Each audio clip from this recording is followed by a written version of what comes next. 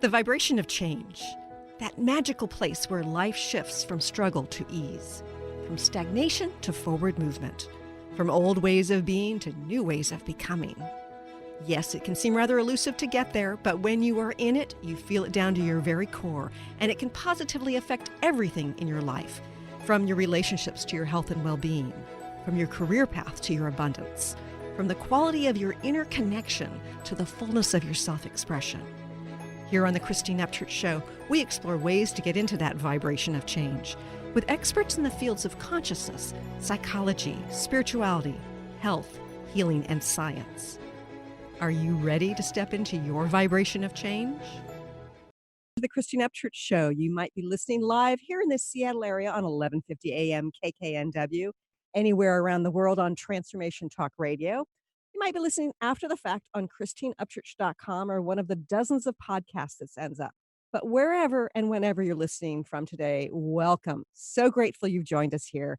And you're going to be grateful too, because we have a wonderful guest. Our guest today is Robyn Spizman. She is a New York Times bestselling author. She's an award-winning author, and she's a popular keynote speaker. She's appeared in the media for decades, although she looks like she's probably only about 32. Um, and she's been on NBC's Today Show, gosh, something like 30 times. Uh, she's the author of a fairly new book called Loving Out Loud, which is going to make us look at LOL differently. I'd like to welcome our guest today, Robyn Spizman. Hey, Robyn. Hi, Christine. It's so wonderful to be on your show. How is your day going? It's going wonderfully. We have foggy weather here today, but it's not raining, so that's something to be grateful for here in Seattle. How is your day going? My day is a little challenged today, but I think Oh, that makes it so perfect because we're going to talk about even when we do not feel 100%, how do we return to that place that spreads kindness? So yes. people listen up because there's a lot of wisdom in the words that will follow. And what I find so fascinating is, okay, let me just say that decades ago, I read Gary Chapman's book, The Five Primary Love Languages. And there are five different languages, according to him, and it makes perfect sense. And one of them is words of affirmation. But what you're saying in this book, and it's so wonderfully written, Robyn, is that regardless of what your primary love language is, regardless of what your spouse or coworker or grocery store clerk's primary love language is, it's really important that we use our words to show our kindness. Why words? Why is that important?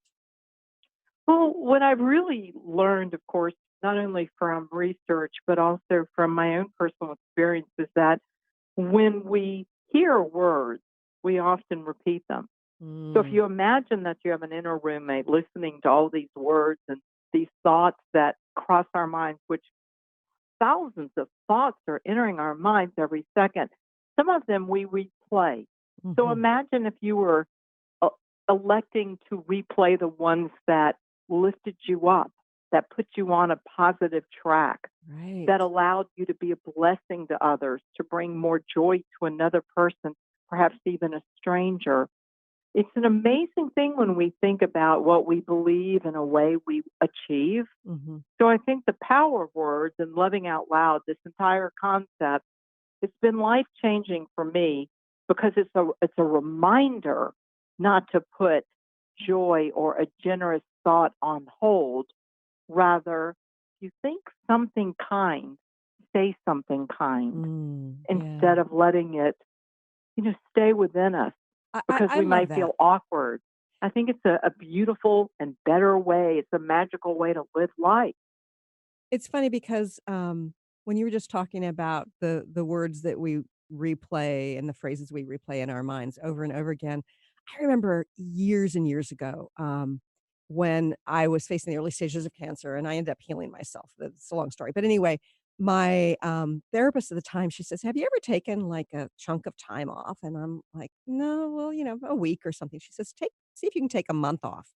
And just be present. And when I woke up in the morning, I was shocked at the negativity, the negative words that were going through my head over and over and over again.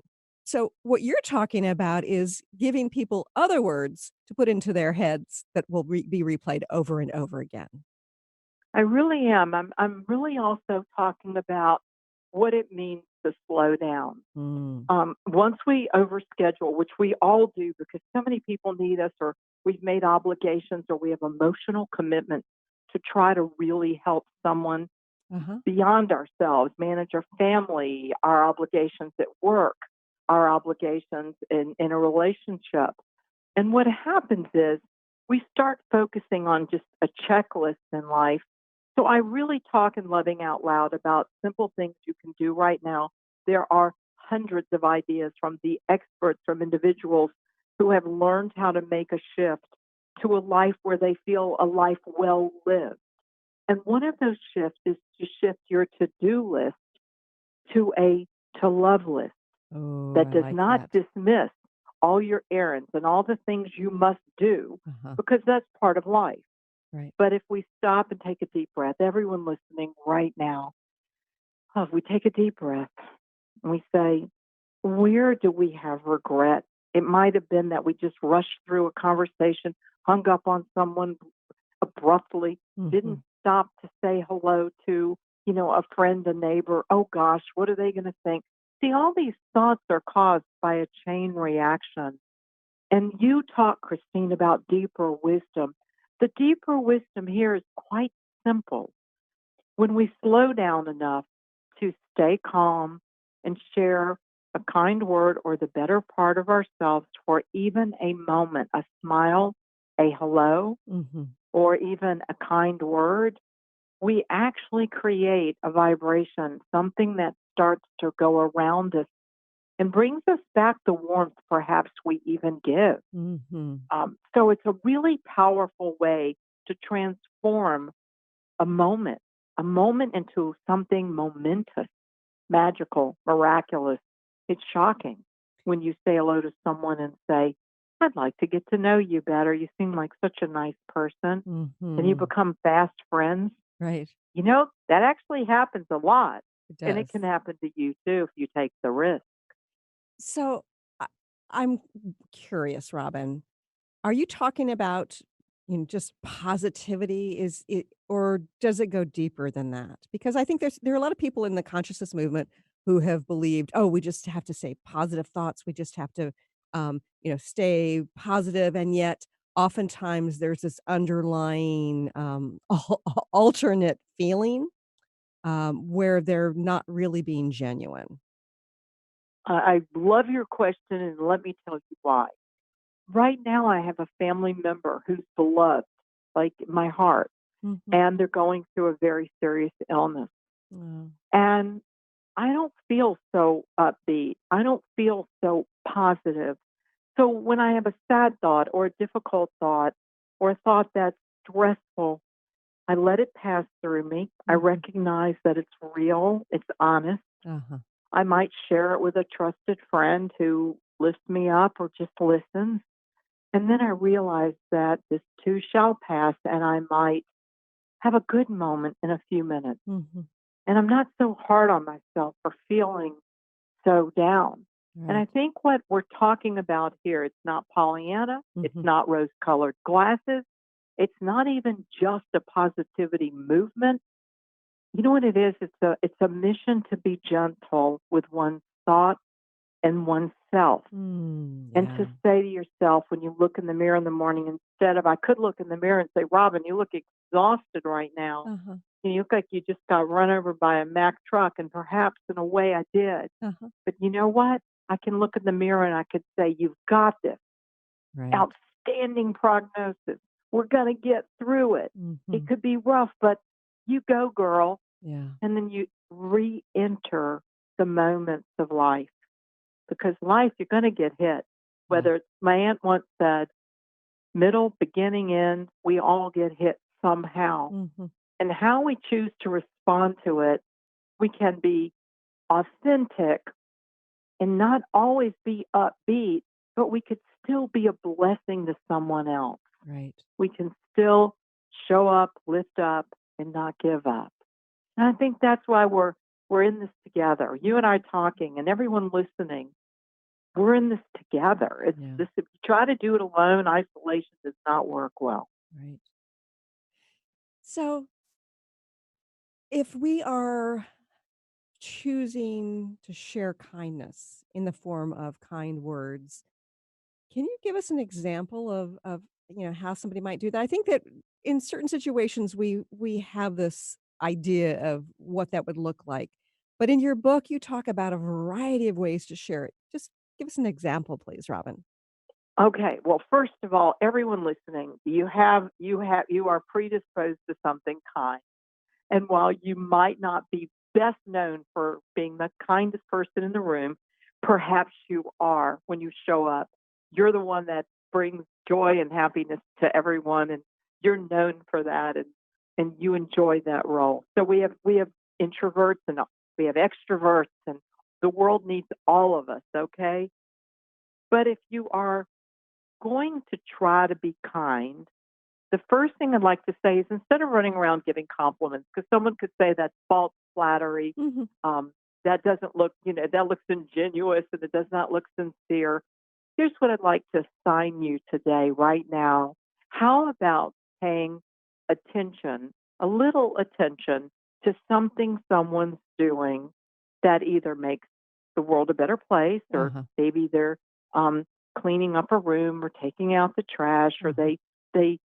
they did something that just was kind. They answered the phone with a smile, made someone's day, little something. Uh-huh. Now, there are two ways to look at it. You're in the checkout line at the grocery store, and they're holding up the line because the person at the counter, the clerk, is so slow. Well, if you're stressed by that, your day is going to have a moment that's ruined. Mhm. The other person in the same line is saying to themselves, gosh, they're doing a good job. That clerk wants to check every line item so I'm not overcharged. Uh-huh. And Right. that person takes a deep breath and observes other people and enjoys the day, and they're smiling and saying hello, and both of them had the same 5 minutes. I watched Mhm. this a few weeks ago. Uh-huh. Same 5 minutes. One person's like totally out of their mind, ready to go, like couldn't go fast enough. And the other person, that 5 minutes, they enjoyed it and they thanked the clerk, and she responded and said it was her first day and she just wanted to get it right. Aw. So Oh, we that's don't great. know each other's stories. Christine, Yes, you don't know yes. mine. I don't know yours. Well, Right. I did read yours, and yours is a powerful story of triumphing over a challenging time. And you chose, instead of to be bitter, you chose to be better. Mhm. So, how do we go be better? You know how we remember that, okay, so last few minutes didn't go so well, but I get another turn. Mhm. I, Yes, I can in this stop my moment. day and take a deep breath and say, slow down, calm down, don't hurry, don't worry, trust the process. All the words Mhm. Alexander Stoddard said on my coffee mug that I drink coffee from Uh-huh. every day. Or we can rush through life. And I just suggest, if you try slowing down, you will observe. You do not have to be a tornado. You can actually be a little bit of a gentle rainstorm and learn how to move towards, I think, a brighter light than Uh-huh. this really dark, crazy thing that, we do every day Yeah, and when we rush through life. we're gonna take a quick break, but when we return, we're gonna talk a little bit about the darkness and craziness that's out there and how we can stay in our hearts and share kindness despite of or perhaps even because of. Stay tuned for more with Robyn Spizman here in just a few moments. Welcome back to the Christine Upchurch Show here on KKNW in Seattle and Transformation Talk Radio around the world. We are talking to New York Times bestselling author Robyn Spizman, and we're talking about loving out loud, the power of kind words. Okay, so one of the things that you've talked about and mentioned like 2, 3 different times, I lost track, was the importance of slowing down. Robyn, what does slowing down have to do with kindness? Well, it's a very interesting thing. Individuals listening, I've got a lot of feedback, and individuals who've read Loving Out Loud, The Power of a Kind Word, tell me that it's like turned their lives around because it's baby steps. Mhm. It's not like they open the book and they all of a sudden have to go out and be like super duper fantastic, loving, kind, wonderful. they actually really start to see themselves in a different light. And that Mm, shift is what this is about. So right. I'm standing up right now and I'm going to put one foot in front of the other. Now I'm balancing, like I could lean a little to the left, a little to the right, then the other foot goes in front of the other foot, and I'm still balancing, like this is good. So I'm centered, I'm balanced, I'm present with my steps. And then, of course, now I'm about to fall over to the side. Uh-huh. Well, Please kindness don't fall is over a while we're talking on the radio, Robin. no, no, no, I wouldn't do that. No, it's and anyone driving, like, you don't do this exercise, you Yeah. wait till you get home. It's obvious, but the truth is those little baby steps is how kindness is broken down. We don't go to Kindness 101 University. Mhm. We are raised by either kind individuals or examples that have not been the best in life. So we have to make conscious decisions about who will we be today, Mhm. now, this minute. And that baby step and that those, how we teach children to be a kinder finder instead of I spy, I spy red or green or brown. I Uh-huh. spied with my daughter when she was a little girl and my son, kind people doing nice things. Yes. And as she was in charge of the thank you company, a pretend family company, and her job was to hire at the age of 3 whoever she saw that was being kind. Uh-huh. And so she'd say to me, "What is kind?" And I'd say, "Well, humankind. Humankind is what we're called, and it's humans being kind." I mean, it made sense to me, right? Right. Humankind. It's like, well, that's pretty obvious. But to a child, kindness breaks down to when someone helps someone else, Mhm. when someone uses a kind voice. The tone of their voice is Yeah. not hush, let's go, hurry, we're late. Mhm. So children learn by example. Bob Berg, the co the wonderful author of the book, The Go Giver, he said, children learn by three things: example, example, example. Yes. And so I think this book, because that chapter on raising kinder children and all the great things grandparents can do. Uh-huh. See, I have an I Love You library in our house. It's just a bunch of books in a closet. But the I Love You library means when we take a book out, we're going to take care of it. We're not going to tear its page or Mhm. color on a page. And when we turn it, we're going to be gentle because a book is meant to be loved. And Mhm. then we're going to be kind to the book and put it back so the next family member can find it. Right. So Roro, that's my grandma name. Roro has these rules, and the rules are quite fun. And the book is like it's like a precious thing instead of a thing you toss on the floor into the next and the next and the next. Yes. So I think the manner in which we are going back to raising children, we have to look at toys. And my funniest story, Christine, is I was at this huge event. I have wonderful grandchildren, and my little granddaughter Danny says, "Roro, can I help you?" And I said, "Sure." I mean, I was welcoming 1,000 people at this huge benefit for Children's Healthcare of Atlanta, Uh-huh. where I'm very active.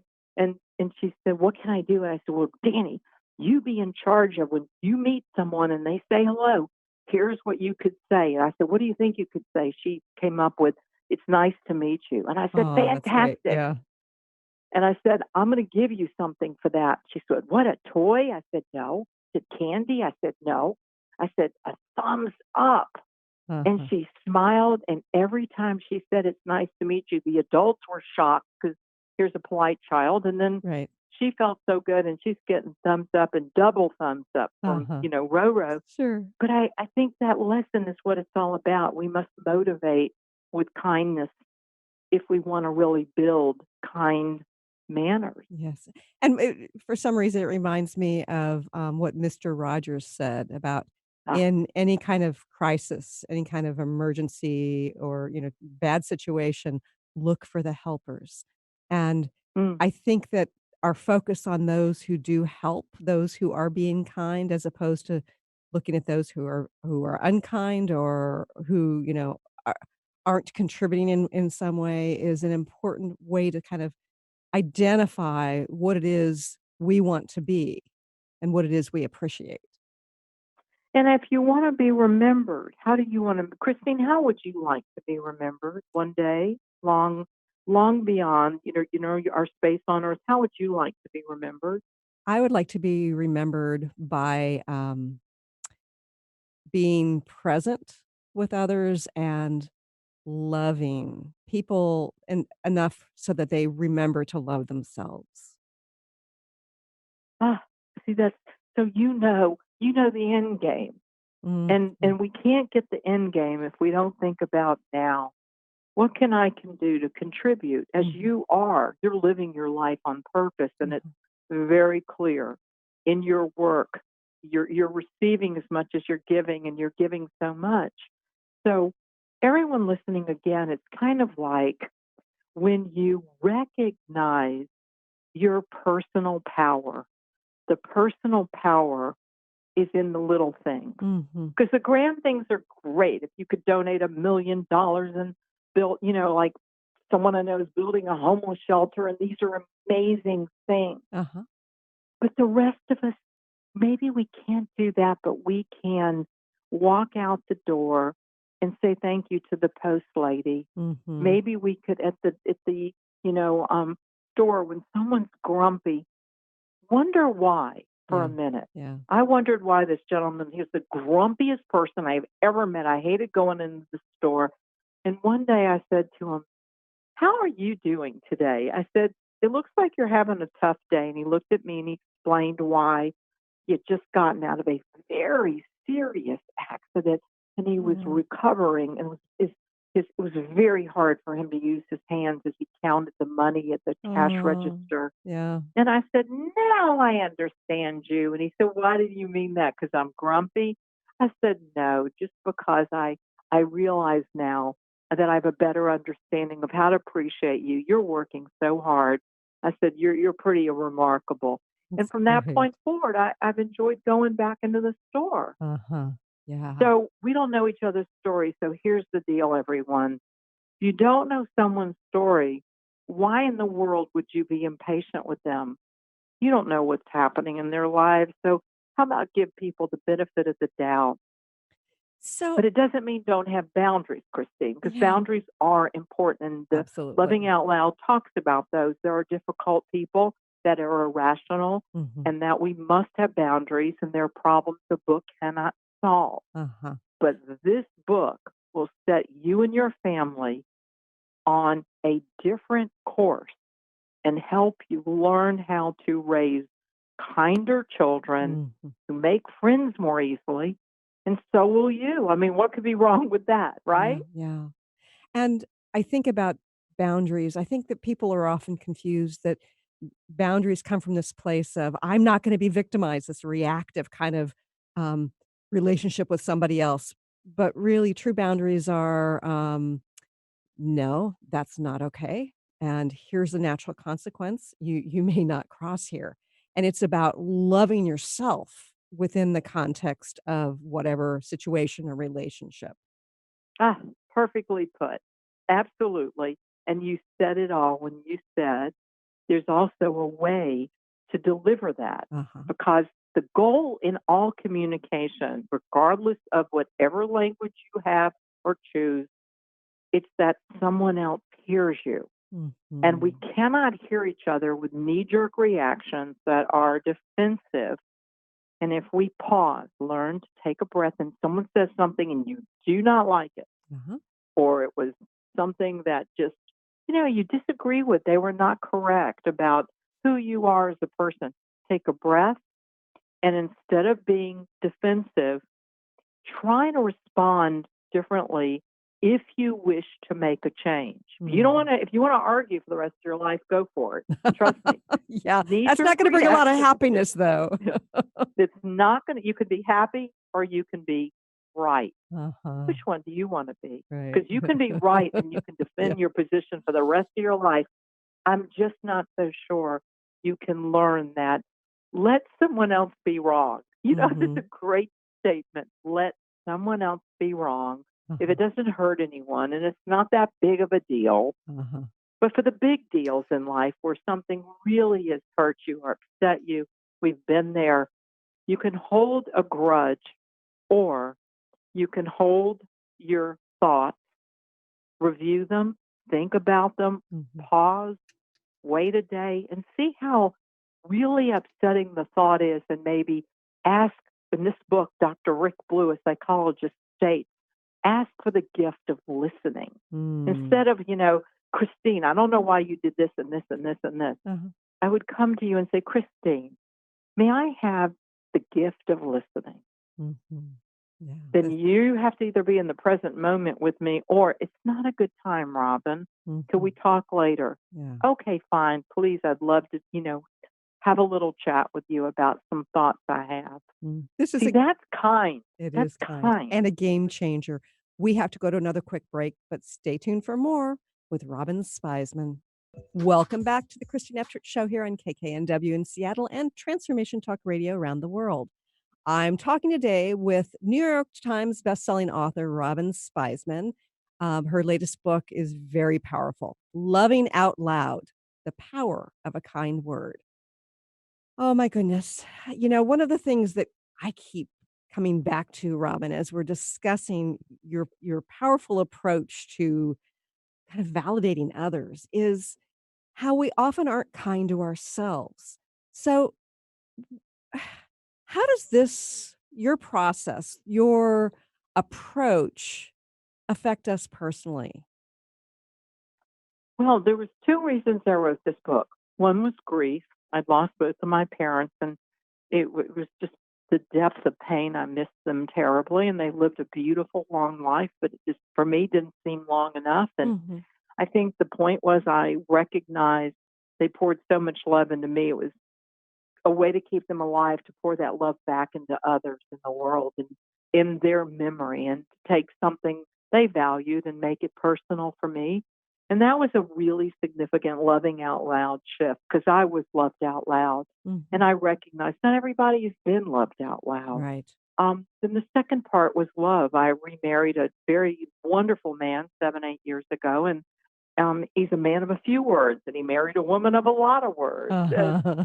what happened was he said, for Valentine's Day, what would you like, sweetheart? And here I've reported on gift giving products for 35 years. And Uh-huh. I said, you know what? I think it's time where it's not about a gift. It's about, why don't you just say something kind to me in the morning? And he said, every morning, in fact. And he said, okay, I'll go for that. He said, how about good morning, beautiful? Then Oh. for the last 7 years, every morning he says, good morning, beautiful. And it's a post-it note by the cereal bowl, or when I say I need a hug, it could be at nighttime. I'll go, "Good morning, beautiful," and it's like our little language. It's a little tradition where we pause, and I feel very validated by it. Uh-huh. But I think what I was able to do, where I invite everyone to consider this: let your family know how you wish and friends wish to be loved. We're, Mhm. we're, we're scared to say that. Someone might run off, or it's like demanding a gift. No, Uh-huh. it's really not. Right. When you learn that I value what I think, and when you say kind words to me, a specific word, like thank you for, and fill in the blank, like Uh-huh. make your response specific, I'm more likely to do it again. What a Yeah. concept. Yeah. Although I So I if think we that people start recognizing that, it's yeah. very powerful within the family unit. Mhm. And it is You powerful, say that, yeah, yeah. but I wonder, I think that there are a lot of people who, on some level, think they don't deserve to be loved. Um, and so asking for that is huge. How does a person get beyond, like, well, if I have to ask for it, I'm not really loved, or, I shouldn't really ask for this because I'll be too needy? Why is it important for somebody to ask for what they need? I love your awareness, because see, we have a lot of listeners out there who might feel that life has been really rough to them, Uh-huh. and perhaps they're not worthy or deserving. See, only we, each one of us, can change our inner dialogue. Right. So I don't come with a lot of rules here. This is what's interesting about the movement, Loving Out Loud, the Power of a Kind Word. I come with one idea. What happens when you go first? If you don't Mhm. tell yourself You're doing good. You're doing your best. Mm. You're a kind person. You've got this.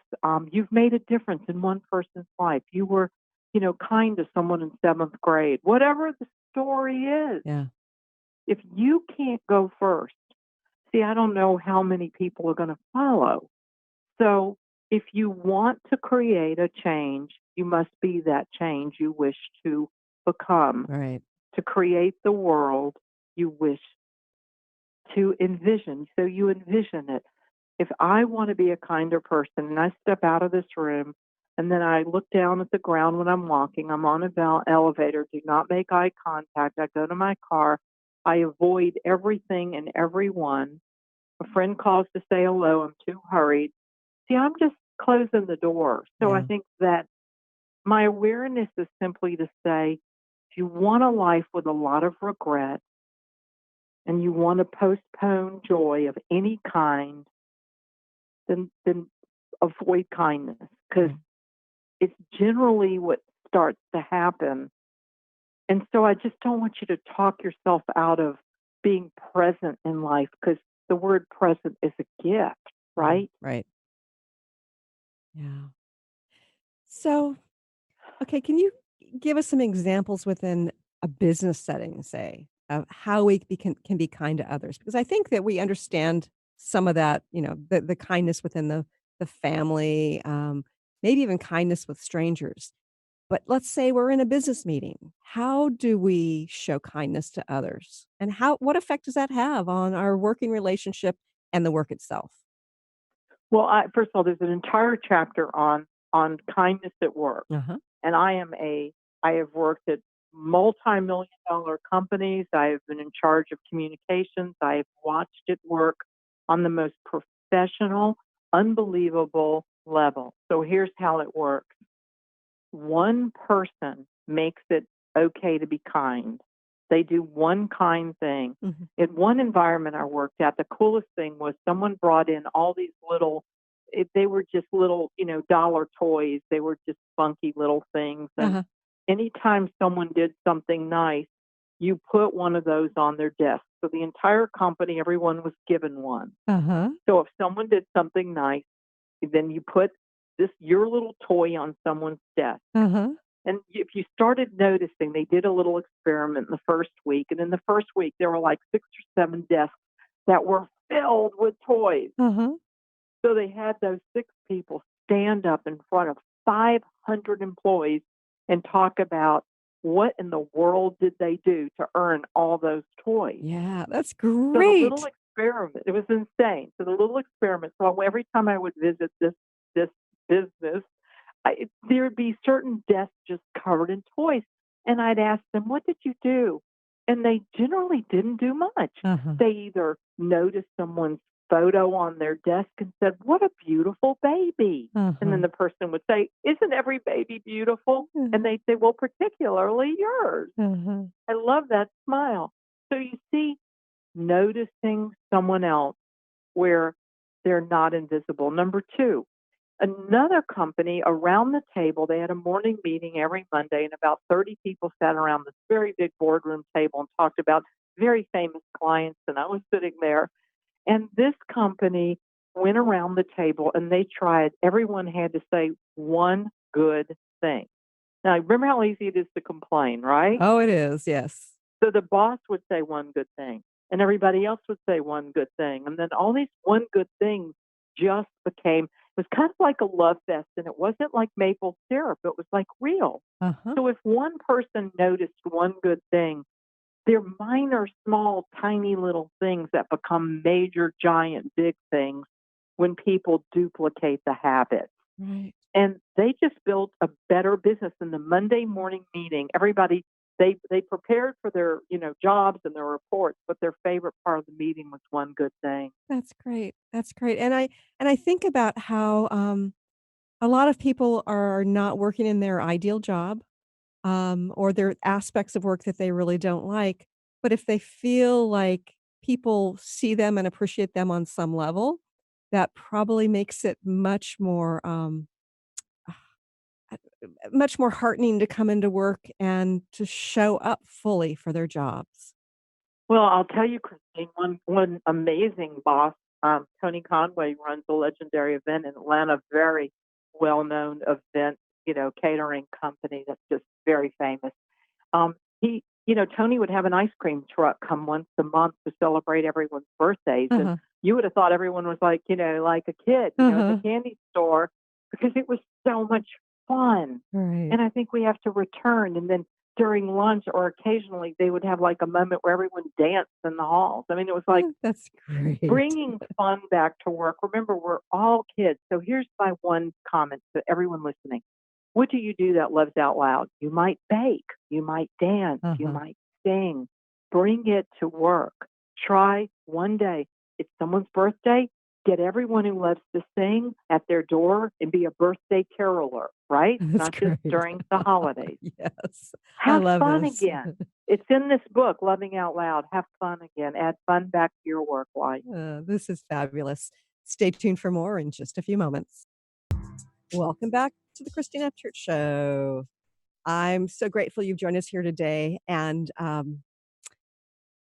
your listening here today matters. What you're offering in the world matters, and I'm really excited that what Robin told me over the break. She was talking about the proceeds from this book, Loving Out Loud. Robin, where are these proceeds going? I'm going to use them to make a difference. I already have. I've already been working hard to gift my resources from this book. I've written 75 books. I'm kind of crazy writer, like love to write, but I'm searching in this book now for meaning, not money. Uh-huh. I'm hoping each person buy the book and read the book and then gift the book to someone else. And let me know. I'm at robinspizman.com, Loving Out Loud. The Power of a Kind Word is at amazon.com on all digital platforms. And New World Library has published this book because they believe there's a mission here that we can join. So, what I'm hopeful is you recognize this book. I want nothing to gain but making your life brighter. Mm. And then the people you relate to, you will be a ripple of change. And that is an amazing gift. It's the most powerful one I know. And, I just wanna spell your name for people. It's ROBYN SPIZMAN, and, That's so it's it. robinspizman.com. And you've got all these wonderful examples and anecdotes throughout this book of how simple kindness of words can have profound effects. Robin, I'm in this day of our political chaos here in the US, in these days of Twitter and hiding behind social media to get the jabs out, there are a lot of negative words flying about. How do we stay within our own hearts? How do we continue to be kind when it's really the antithesis of kindness that's getting spewed about? Well, there's your answer. Because of the incivility of life at this moment and what we're witnessing, why can't we take our corner of the world, our Mhm. corner of the earth, like your neighborhood, your little moment that surrounds you in your home or apartment or wherever you are in life, and you be the difference? Because it's not we if we think that we have to do it all, it's going to be very difficult. Right. But what if we just do a little bit? Each one of us does a little bit. I am absolutely confident there's a revolution of kindness that's simply happening. Uh-huh. There are kind people around you at this very minute. They deserve to be thanked, not to be dismissed because they are too nice, but to be celebrated because they are good. And that's what good looks like. And when I asked my 88-year-old dad who had Alzheimer's, Dad, why are you so good? Uh-huh. He said to me, because I don't know how to be bad. Aw. Aw. So let's look at life and say, let's be good, guys. Come on. Mhm. This is a special life we've got. Cherish it. It's interesting Cherish others. when you talk about your parents being elderly and passing. It just reminded me of my mother who was, a challenging person to stay kind around at moments, and yet as she developed, dementia, it Yep. was like it took that ego away, and she was so loving and so kind, and it just taught me that that's what our true nature is. Love, Ah, yeah. kindness, that's who we really are. And see, in your case, you had a challenge, and then your mom returned. And my father was always kind, and Alzheimer's did not take that away, which Mm, was incredible to yeah. understand. So here's the deal: no matter what, if we look for a reason to be kind, we're missing the whole boat here. Be kind simply because it's the right thing to do. Mhm. Give it a shot. Yeah, It works. yeah. Um, one final word to our listeners in about a minute or less. How do we learn to be kind within the context of, say, a heated argument? Listen, if you do anything new in your life, listen and be okay to be uncomfortable sometimes hearing words you do not want to hear. Mm, And then decide, what would you like this relationship to look like? And if you respond negatively or you argue or you knee jerk your reaction, mhm, you're going to get the same old thing you always got. So perhaps take take a little piece from this show, take one little tidbit, one post-it note from this show, and say to yourself, if I go first, I respond differently than I have, might it start a chain of events? And you're going to have to stick with it. It's not going to be easy, mhm. but nothing really great that's accomplished is easy, right? Yeah. So give it a shot, give it a try, and go first and pick one person and love them out loud. Call them and say, I was remembering when you did that kind deed. You left the dinner at my doorstep, and I just want to tell you that that didn't go away in my mind. I Mhm. stored it in my heart. It meant a lot to me. Yeah. And just try, kind of revisit the kindness list you have in your life, the people that have done kind things. And then remember the power of a thank you. Thank people. Stop Mm. and thank someone, but be specific with your appreciation. Notice what they are doing right. And tell them, love out loud. This is fabulous. Again, the book is called Loving Out Loud. It makes me look at LOL very differently. Robyn, it's been a joy to have you here, and I am so grateful that you're bringing this to the world. Thanks so much. My pleasure. Bye bye. And I want to thank you for joining us here today. You too make a difference in the world. Thank you for joining us. Bye bye. Thanks so much for tuning in today. If you'd like to empower yourself to step further into your vibration of change, please visit my website at christineupchurch.com, where you can learn more about my insights, upcoming events, and private sessions.